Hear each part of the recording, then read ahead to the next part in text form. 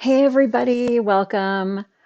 I'm Romi Hill. I'm the designer behind Designs by Romi, and I have gotten a few questions about this lately. So I have been knitting for a ridiculously long time, um, for decades, and the stuff that I pick up and that I show, like the techniques that I show, and all sorts of stuff. Um, a lot of it I learned the hard way. Some of it I didn't learn that much. My mother taught me how to knit. So she taught me how to cast on long tail, to knit, purl, and bind off.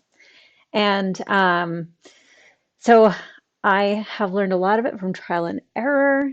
And I have read like everything I could get my hands on and watched everything I could get my hands on.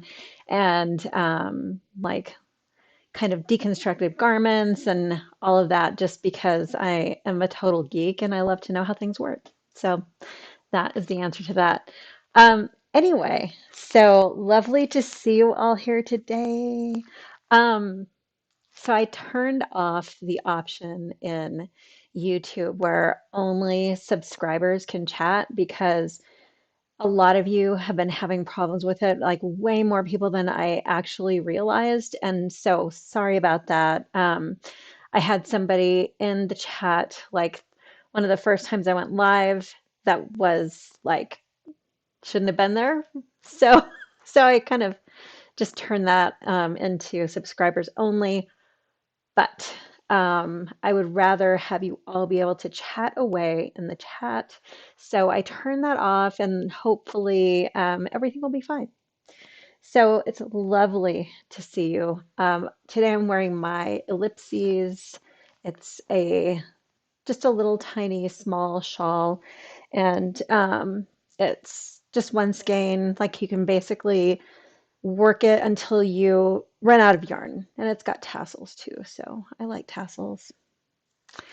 Um, so anyway, today I'm gonna be talking mostly about my Nutberries warmers, and those are leg warmers.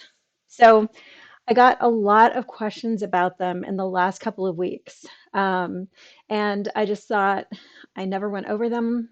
So now's the time. So I actually just updated the pattern, so there weren't errors. It's just that I've been trying to update my older patterns and kind of bring them up to date with all of my new, like I went through all of my abbreviations and did a whole bunch of things that I think will make things easier to understand. So I hope. So I hope. And yeah, so you probably all remember when I foolishly took down a bunch of my patterns and I said, I'm going to update these and then I'm going to put them back up. So I didn't realize how many people had kits, like we're selling kits for them, and people who still wanted those patterns. And so I kept getting inquiries from people like, how do I find this? What do I do?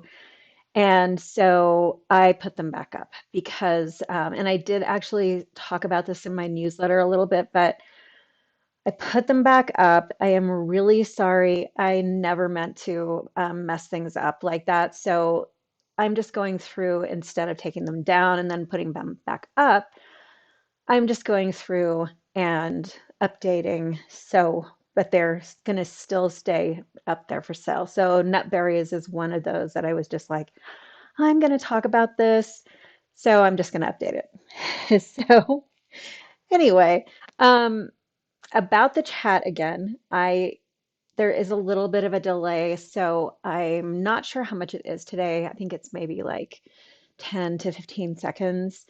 So I'm using broadcasting software, so it's coming to you and it's buffered. And then when you see it and you write a comment in the chat or you ask a question or something like that, I will see it later. And then when I respond to it, you'll see that later. So there is a little bit of a lag, so don't worry.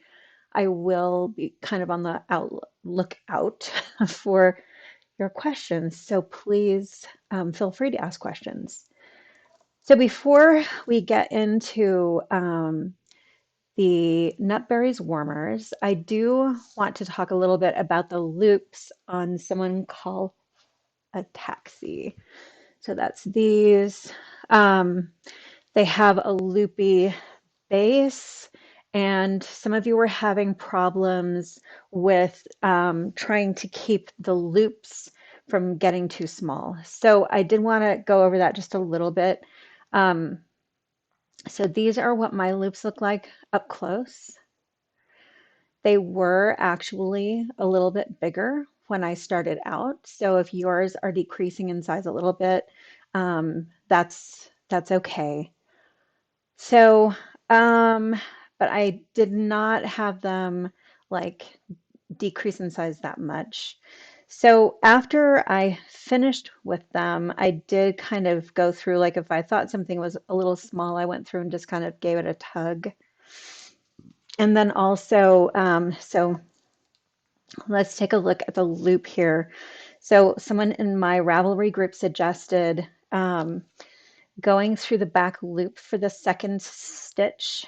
So, and that I thought that was a great idea. So I'm going to do a knit through that stitch I want to make a loop out of, bring my yarn forward, loop it around my finger, and then back.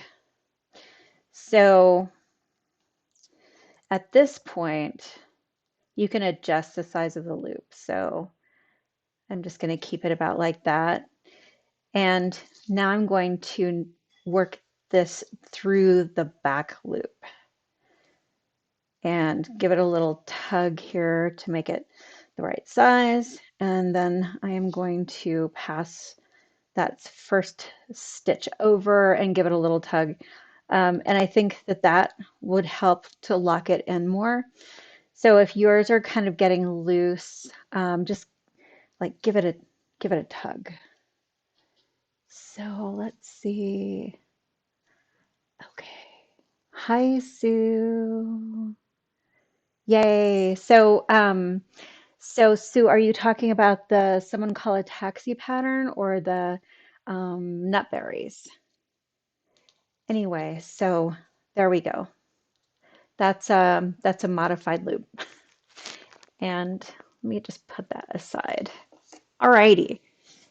So let's grab the pattern. So this is the old pattern here. So if you can't tell what you have, oops, that's the new pattern actually. If you can't tell what you have, you can see down here the date. So this is the old date that it came out. So just check um, right here. Here's the new date. Today's date. I just updated it. So I updated it both on Ravelry and on designsbyromi.com.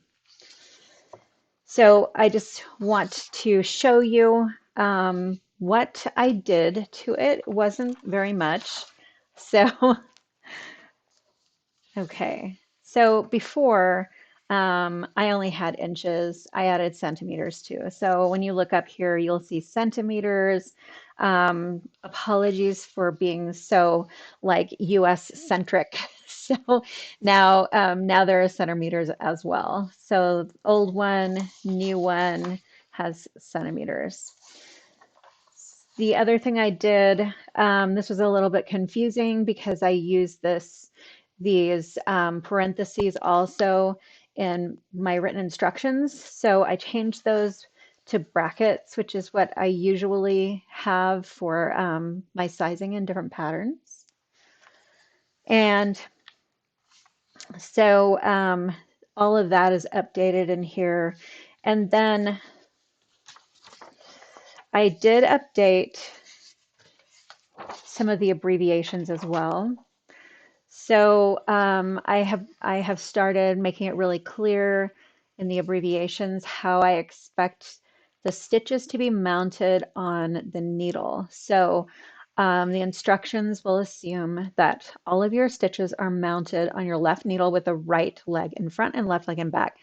And I put that in there because some of the directional stitches in here won't come out how they are intended if your stitches are mounted with your right leg and back. So that's just a heads up in case there are combinations out there, basically. So I changed that. I have started, I started a little while ago notating my cables like this. So it's a 2/2 stitch and it's a left cross, which means it crosses to the left in front. So instead of what I had before, which I think was not quite as easy to understand. Um, so this is like cross to left to back. So I just thought it's not that easy to understand. So let's just, try to make this easier. So that's changed. I did actually in here just update some of these to make sure that you can see, for instance, the SSK is a single left leaning decrease. Um, Knit two together through the back loop, single left leaning decrease. Knit two together, single right leaning decrease. So in case you do work like combination knitting or whatever, and it's a little confusing because your right leg is mounted in the back, you now at least know how it's supposed to turn out. So, and then that's basically all I did. I just kind of went through there and cleaned things up just to make it easier. Okay, so let's just go through this from the beginning. And let me see. Oh, yeah, yeah, yeah. Oh, I'm so glad, Sue. I'm glad that you bought the Nutberries. That is awesome. I have a soft spot for this pattern. Hi, May. Okay, alrighty. So these come in three sizes. However, even though they only come in the three sizes, they're extremely simple to change the size. And let me show you why. I'm just going to grab one of these. So these have a 2x2 broken rib here. So you can increase or decrease in size in batches of 4, and it's like super easy to do. So um, all you have to do is just, work one more repeat of the ribbing or one less repeat. And then this lace panel in the middle here is going to stay the same for all of the sizes. So although if you increase or decrease a lot, it could end up looking a little bit different because this little lacy, cabley, bobbly center here won't look exactly like in the same proportions as it did in the picture, but it will work for whatever size. Okay, so all the sizes in here are notated in the little brackets. So you have a small, and then in the brackets are a medium or a large. And you're going to cast on 70, 78, or 86 stitches. So these go in like batches of 8. But that was because I needed the chart to work out properly. And so, yeah, don't worry about that. You can actually make it like do smaller bits as well.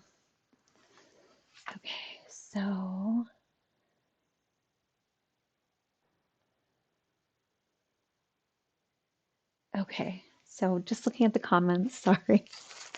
Alrighty. Um, so you're going to cast on however many stitches that you choose. So first of all, these are a little dependent on gauge if you want to get the size that will fit you. So you probably, after you cast on, you don't necessarily have to do a swatch. So, however, after you cast on and you've worked a little bit, you can actually use the bottom as a swatch here, just by steaming it out on your needles. So if you just don't feel like doing a swatch, it's okay. And if you've knit a lot of my patterns before, then you probably know somewhere around like how your knitting compares to the gauge. So if you want to just start these out and then when you're, a few inches in, just steam it and see if it's basically what you're looking for. You can even wet it while it's on the needle, like you can dip it and then dry it. And these are just patted out to dry. So that will give you a pretty good indication of how large these are going to be. Okay, so once we have set up the just the cast on, so there are three sizes up here mentioned. So you're going to see like the second largest needles. The largest needle is going to be used later on. So once you have cast these on, I like to use a knitted cast on, which I will show you. Um, but if you want to use another one, that is fine too. There are other cast-ons that will create a tidy edge for you. So this is what the knitted cast-on edge looks like here. And you can just use your favorite cast-on. So as long as it's nice and stretchy. Okay, so then once you have done this part here, you are going to work the chart, and we'll get to that in just a sec. And then after the chart, you're going to transfer your stitches over to the second smallest needles. And then you're going to work this cuff up at the top, and the cuff is worked perpendicular to the body stitches here. And I will show you that later as well. Okay, and so once the cuff is done, then you're going to work this tube, and this is just an I-cord tube. So if you come around over here, up to this point, you're going to be working these, and they're going to be just exactly the same. At this point, you're going to do a mirror image. So if you take a look at these, you can see they're a mirror image here. And that is so that this tie is on the side. So if you don't want it to be on the side, you can put it in the front. So I actually have seen people with it in the front as well, and that's totally fine, in which case they'll both be exactly the same. Okay, let's put this over here. Here is the chart. So the chart is worked in the round, and it only shows odd numbered rows. So these are patterned rows. And all the even number rows are knit. So this is just the odd number rows here. You're going to start working right here. Let me show you this at the bottom. Okay. So have any of you ever noticed lots of sweaters? I see them all the time where there's like a cable panel down the front, and then at the very base here, um, like the cable panel descends all the way to the bottom there, and it looks kind of ruffly, like the cable is pulling in up at the top here. So that is because cables actually pull in the fabric. So that is why over here, like basically the first thing you're going to do is two cables in this first round. And that is because it cinches in the base of this cable panel. and it makes it the same width as the rest of the whole panel going all the way up here. So that's why that's in there. It is a little bit fiddly to begin with, just to warn you, but it's totally worth it because then it makes it not flare out at the bottom. So you can see like up close here, that little twist in there. So that's going to keep it from flaring out at the bottom, and it's going to give you a better fit around the base. So these are the little baubles here. And you can see most of this is like a lot of this has decreases here, and then there are increases here. So you can see along here, this sort of mimics a cable there because it has increases paired with two decreases side by side here. And then there's just a cable right at the top there. So you're going to, depending on the size, you're going to work this repeat area 13, 15, or 17 times right here. And then once you get up to this area in here, you're going to work this part 8, 10, or 12 times, depending on the size that you're working. So over here, you can also, if you don't like to use a chart, you can use these alternate written instructions. So one or the other, they're the same. So sometimes sometimes the written instructions can be expressed a little bit different, but these are absolutely the same. So in this particular case, all of these symbols happen on the right side because you're actually never working a wrong side row. You're always working because you're working in the round. And then up here, we have the symbols.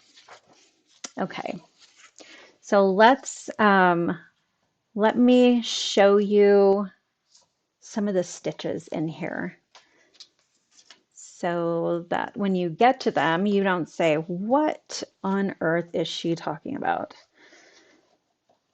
Although even if you do say that, I promise you can come back and ask me and I will tell you what I'm talking about. So do not worry. Okay, so first of all, I'm just going to show you the knitted cast on. This is a one-stranded cast on, and I'm kind of lazy, I guess. That's why I like to use this because I don't have to measure the second strand. And so I just like the knitted cast on. So a knitted cast on is nice and stretchy. And I generally start it with just a slip knot. And I'm going to knit a stitch into that first stitch. And then keep it on my needle and twist it and put it up on my needle. So I'm going in just to knit my stitch. Here's my knitted stitch. I'm going to twist it and put it up on my needle. So twisting it mounts my right leg in front and my left leg in back. And that is a Western mount. And if you are a continental knitter, you can actually do this pretty fast. So it's a little bit more fiddly if you're an English style knitter, but it can be done. Let's see. And I'm a terrible English knitter. Even I can do it. So if I can do it, you can totally do it too. So I find this to be pretty stretchy for a lot of things, especially if you're not going to be looking super close at the edge. And probably no one's going to be looking really closely at your feet, although you never know. Okay, so that is what it looks like with your knitted cast on. And again, as long as the cast on you use is stretchy, you're good to go. You'll be fine. Okay, so At the end of casting on here, you're going to place a marker and join it to work in the round. So for these, I think that you probably could use like a sock, um, like those little flexi flip type sock circular needles. I used two circular needles to do this. I just find that for my knitting style, it's simpler for me, but your choice, totally your choice. Okay, so let's come over here and I will show you the cables. Just let me get in here from the side. Those are really, I think I'm going to use a different pair here. Okay, so we're coming in from the side. Let me just work the side right here. Alrighty, so everybody knows how to do the knit stitch and the purl stitch. So for my ribbing, I actually like to do, here's my knit stitch. I like to do an Eastern purl. So for a Western purl, let me move this out of the way so you can see this better. So for a Western purl, you're going to come over the top with your yarn. So your needle comes in and you're going over the top. But in order to keep this knit column nice and tidy, I like to do an Eastern purl. And that means I come in here to purl and I come over the top of the yarn. And that mounts my stitch with my right leg and back. So I only do that right after this knit column, and then my next purl after that first one, it goes back to a Western purl. So what that means is next time you come by this, you have to make sure that you notice that that purl is mounted with the right leg and back. Also, I just want to apologize for my torn up hands because I was stacking wood and I should have had my gloves on, but I didn't. So yeah, so my hands look a little worse for the wear here. Okay, so that's what it's going to look like the next time I go by here. Um, I am going to come to, it's going to be mounted like this. Did I do that? Oh, okay. It's going to be mounted with the right leg and back here. So that means I'm going to come in from the back and purl through the back loop to keep from twisting that stitch. And that is what that's going to look like. Purl through the back loop. Okay, so Sue, that's awesome. Magic loop two at a time. Yeah, all right. These will be fun to do two at a time, I think, because there's no color work in them and you won't have second leg warmer syndrome. Closely related to second sock syndrome. Okay, so that is how I do my ribbing. Um, so obviously, like knit two together, you're going to knit, that's going to be a knit two together. So SSK, you're going to slip two knitwise to place the right legs and back, and then knit two together. So this is a really controversial stitch, and this may not give you a really clean line. So I actually have a cleaner line by slipping a stitch knitwise and replacing it on my needle, and then I knit two together through the back loop. So that actually makes the top stitch not twisted, but the bottom stitch is twisted there. So that for me, that lays much better and it gives me a cleaner line. So you can do that faster by inserting your needle knitwise through the first stitch and then through the back loop of the second stitch and pull the yarn through. So that you don't have to slip anything. And that's exactly the same result as that first way that I showed you. Okay, so that was knit two together, and that was SSK. So knit through the back loop.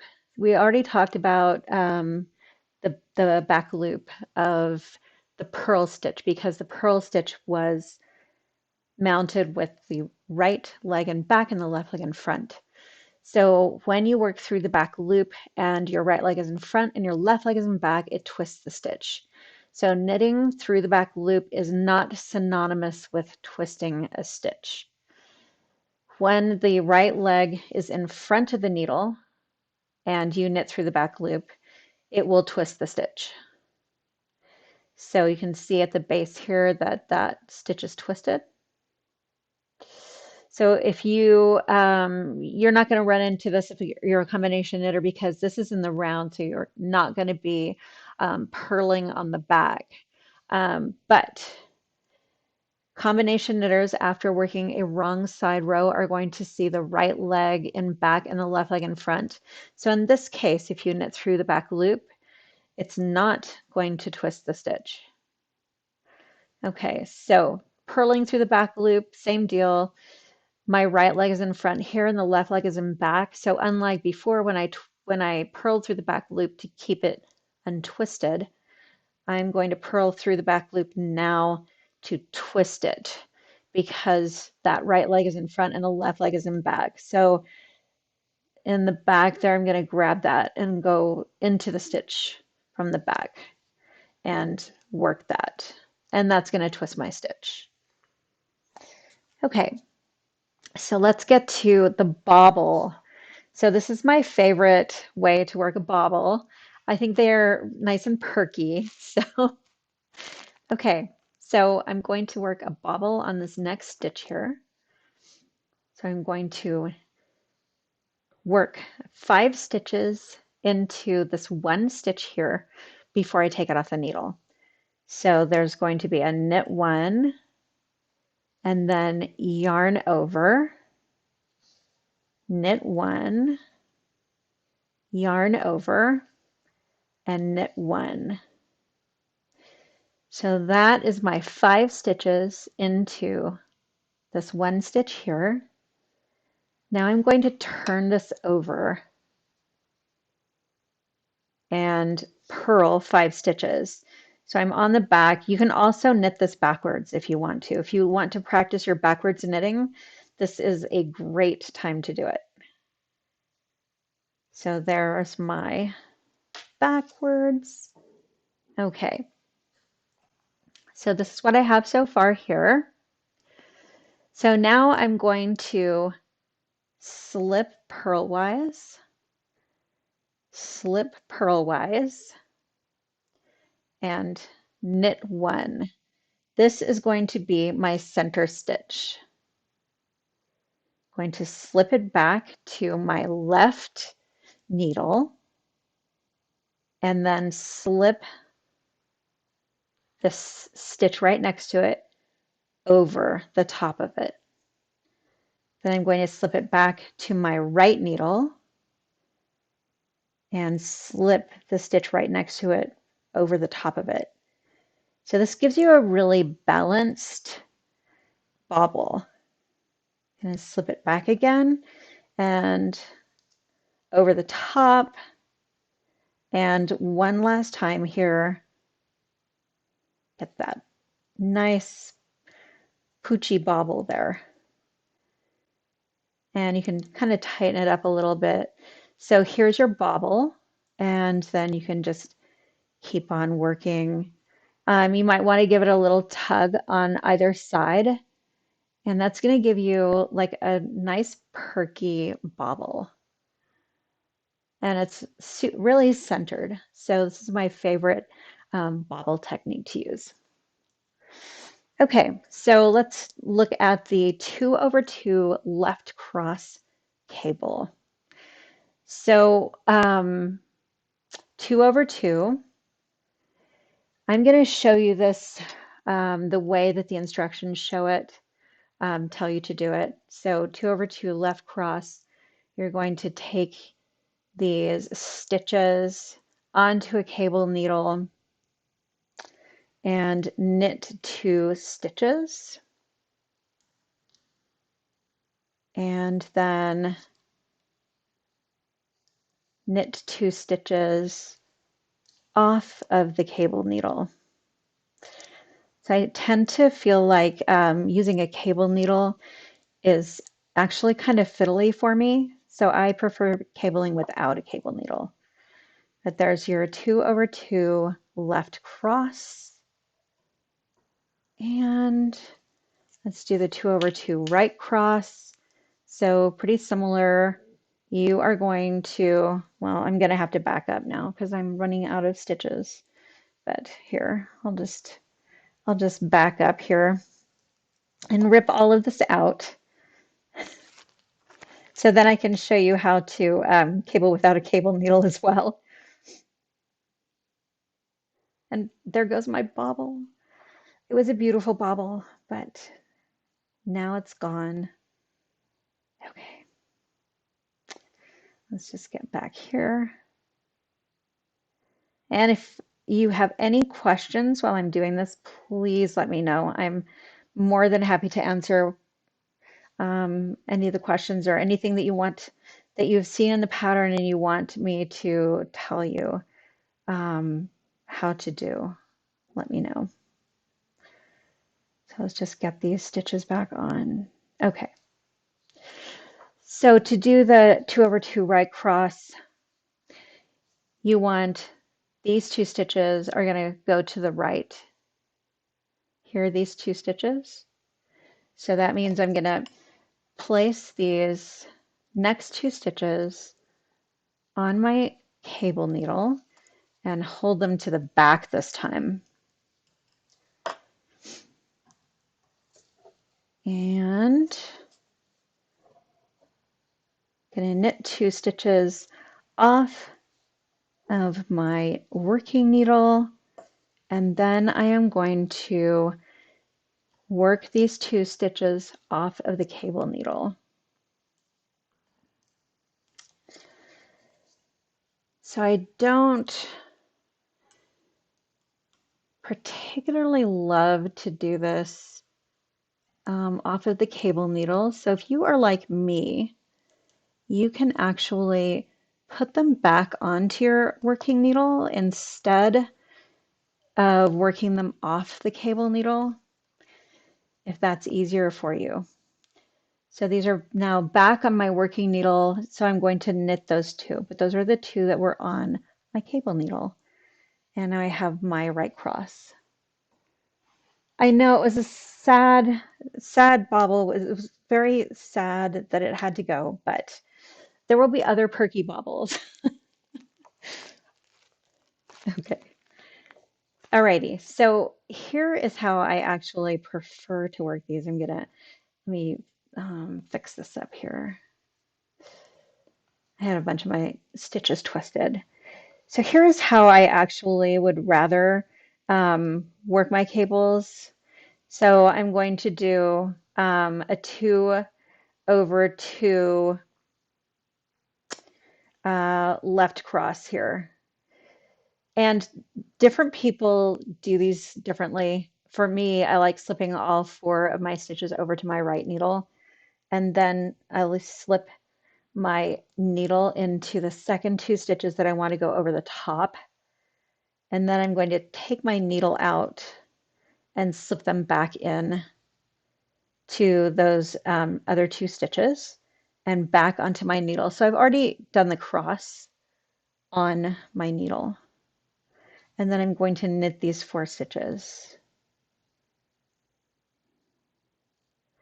Okay, so if I want to do a right cross, these are going to go over the top. So I've slipped these 4 stitches.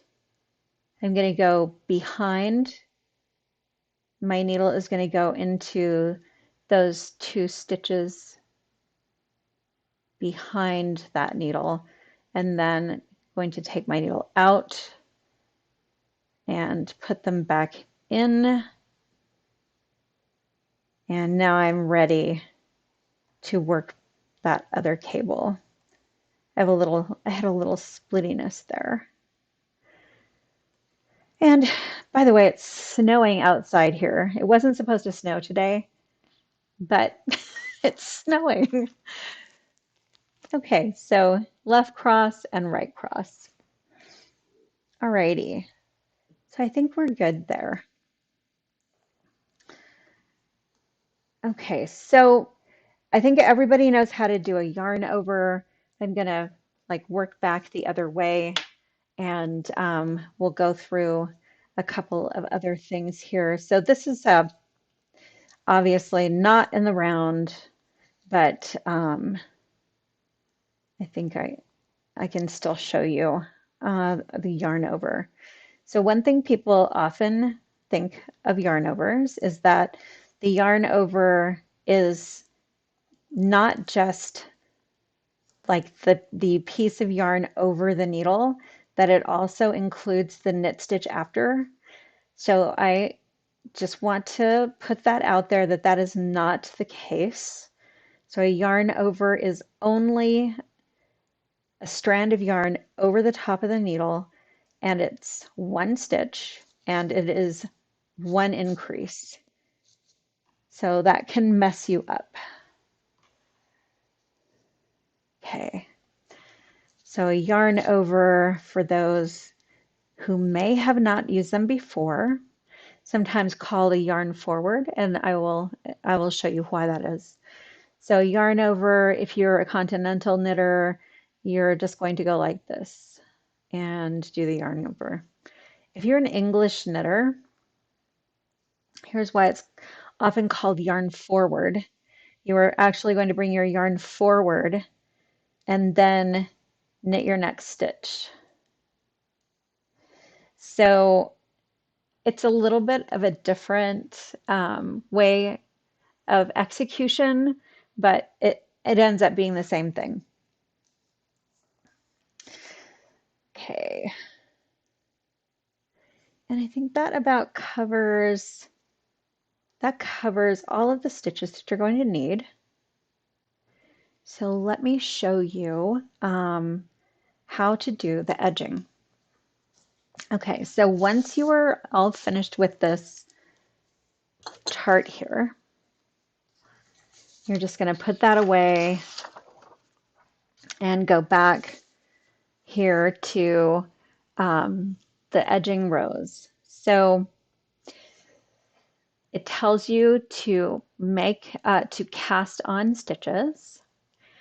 That can be a little bit confusing because it's hard at first. Like if you've never done this type of edging before, it's hard to kind of visualize what is happening. But basically what's going to happen is that you are going to be working your edging perpendicularly to the rest of your knitting. So here are all your body stitches.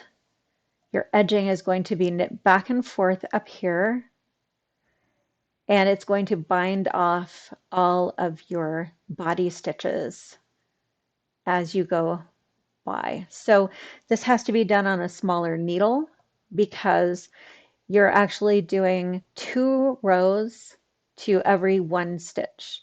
So in order to keep it from just flaring out, it has to be done on a smaller needle.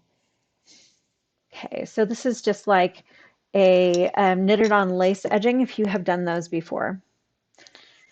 So the first thing I'm going to do is cast on 10 stitches here. So I like to use the knitted cast on. And in this particular case, not every cast on will work for you. It needs to be one that you can add stitches to your left needle. So there's 1, 2, actually, I'm just going to do 5 because you don't need to watch me do all that knitting. Okay.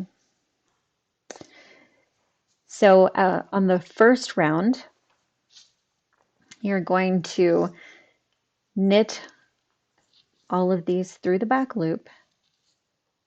And that just tidies up this edge here.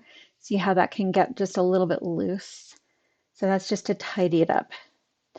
So when you come to the last stitch that's cast on, well, it was actually the first one I cast on, and then the first body stitch here, those two are going to be worked together through the back loop, and that is going to be one body stitch bound off.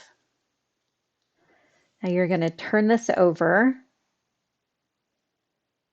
and slip this first stitch with your yarn in front, then move your yarn to the back, and then knit and until you have 2 stitches left, and then these two are through the back loop. So working these through the back loop just gives you a kind of a neater edge. And then you're just going to keep doing that exact same thing. So these 2 edge stitches will always be worked through the back loop, and you're always going to work one more body stitch every time you go by. And as you go, that is going to bind off all of your body stitches. And you're going to be left with a nice garter stitch cuff. So let me get a few done here. So you can see it creates kind of a chain. So you can see it's starting to create a little chain along there. And that is what you're going to pick up stitches in order to do the casing.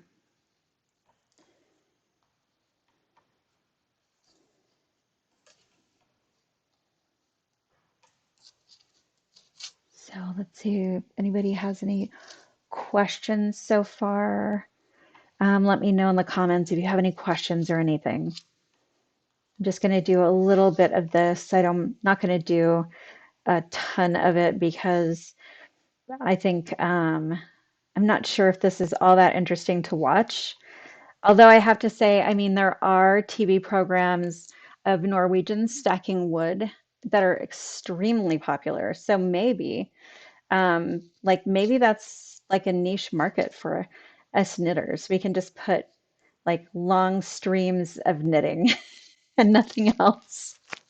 Just hands knitting along. What do you think? Maybe I should stream on Twitch. I'll have a just a stream of me knitting.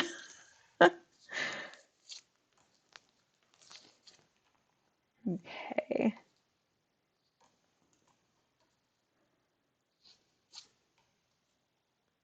All right, so now you can kind of see what's happening here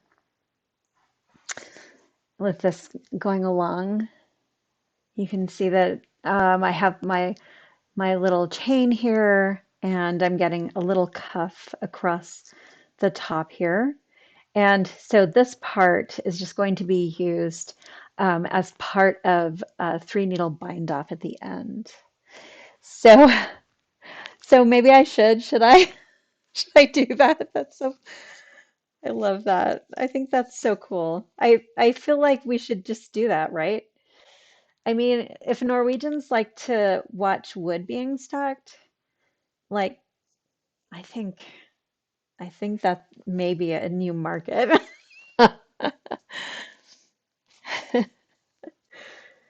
Okay. So once this is done all the way around, so we're at the very end here. So you're going to be repeating these rounds 3 and 4 until all the stitches are bound off. And then at the very end, you want to pick up these loops at the on the cast on edge right here. And we're going to do a 3 needle bind off, or you can graft them. So right now I don't have another edge to do a 3 needle bind off with. So, but I do have a teeny tiny tutorial that shows a 3 needle bind off. So I will link that in the pattern description, both on Ravelry and on my site. So I'm also actually going to link this live as well, and any of the other little tutorials I have that pertain to this particular pattern. So you can look at them later. So let's see. Ooh, so Judy says, I actually believe there is some place where there is just knitting and knitting. That sounds pretty cool. So I like it. Okay. So once you've done the 3 needle bind off, so here is what I mean by picking up stitches. So you see this little chain here. You're going to be picking up stitches in that chain. It just gives you a really easy place to pick up the stitch. So you're just going to be going through that stitch like this and picking up a stitch in it like that. So I actually started backwards here. So you're just going to go all the way around, and you can use a crochet hook if it makes it easier for you to do this. So you're just going to go all the way around, picking up those stitches in that little chain part there. And you're going to end up with all of these stitches all the way around. And then you are going to bind off these stitches and make a little tube, as it's a little I-cord tube. So I think I'll just turn around this way. Alrighty.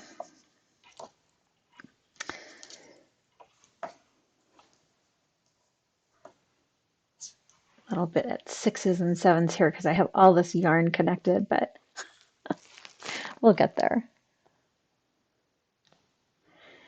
So maybe I'll do that. I'll just do like a, I'll just do, I'll upload a knitting video and see who watches it. I think that would be pretty funny. Okay, so that's where we are right now. Um, that we just picked up stitches in that chain here. And at this point, I tell you to locate the center front, which is right here, that lace panel, and then go to the edge. So this is where it becomes mirrored. And so you're going to probably have to, well, when you start, you're just going to have to start on one side or the other, basically. So before you start doing your tube. Okay. Or if you want it in the middle, you can just have it in the middle. So up here, we're right at this area here where it talks about where the casing opens. So that's where you're going to start picking up stitches, where you want the casing to open. If you don't do that, that's okay. Like you can slip stitches around. If you ended up not starting at the right place, you can always just slip them so that you can start the tube in the right place. Okay, so the first thing you want to do, this is a 5-stitch I-cord. So we're going to cast on 5 stitches. So this is just filled with casting on extra stitches. And this is going to create your I-cord. Okay, so we're going to start here. Basically the same way that we started with that knitted on edging. This last one is going to come together with the body stitch. Now you're going to slip all of those stitches back onto your needle, and this bit of yarn is going to come around, and this is what creates the tube.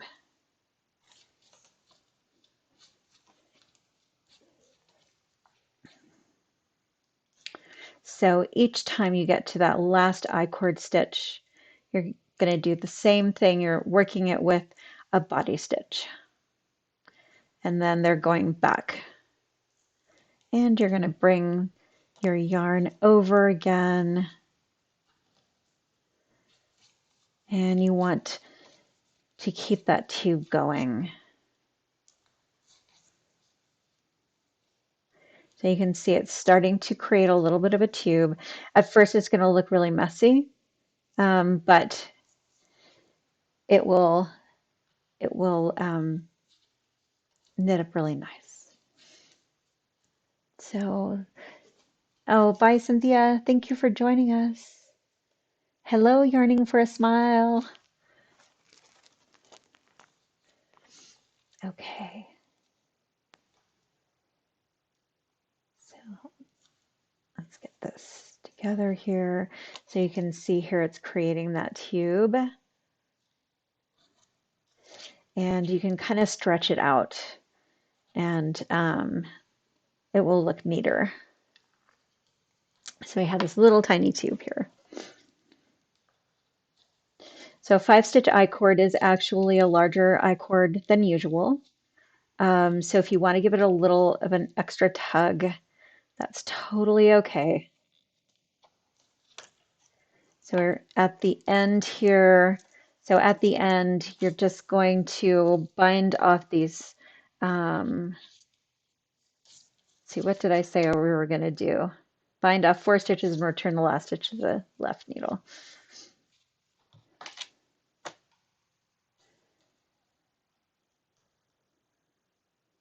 I sometimes finish them differently. So I'm going to put these back on. And here's my bind off. So I'm not going to do a stretchy bind off this time. I'm just doing a regular, everyday kind of bind off.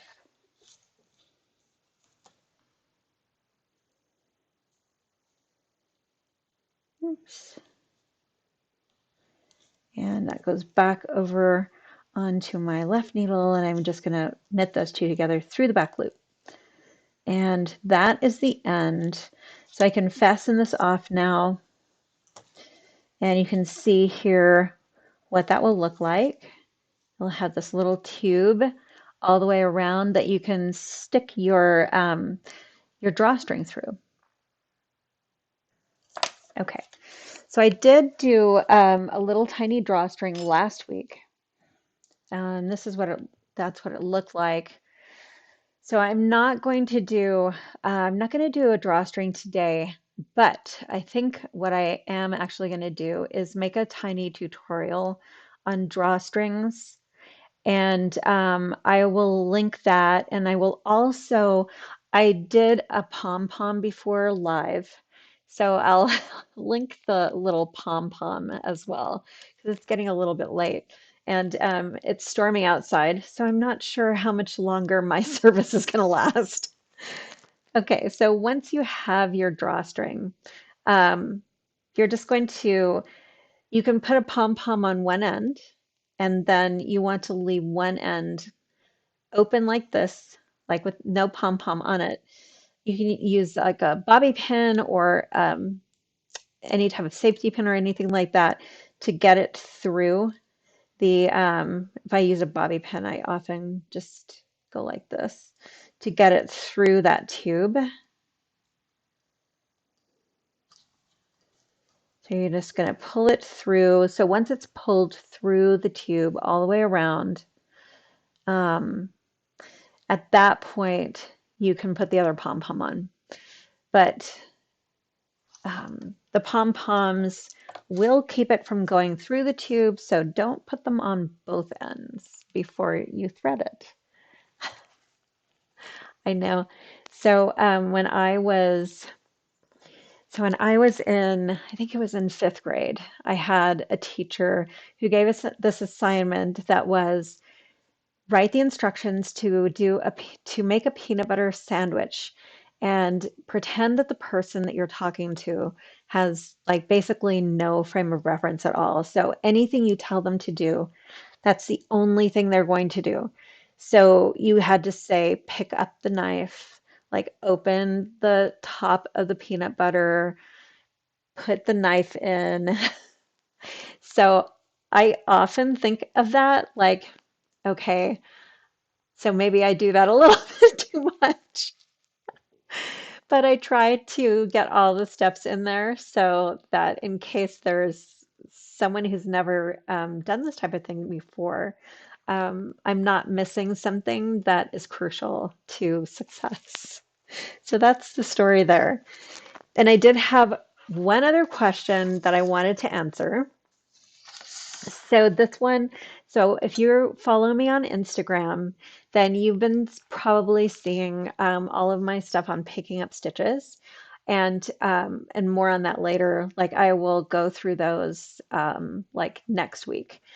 And so I had a question where people were asking, they weren't sure exactly where I was picking up the stitches.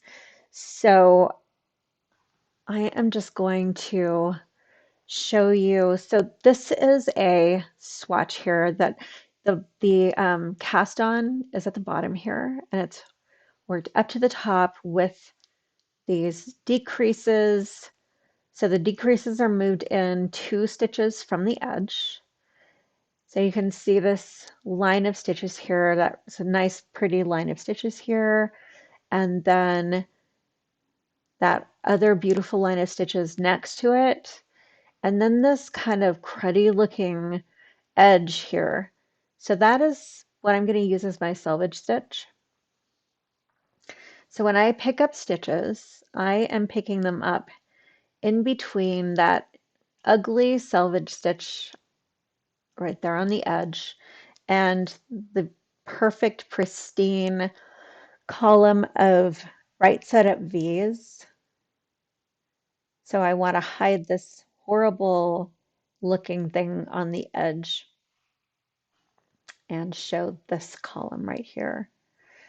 So that is where I'm picking up stitches. And I actually will show more of this next week.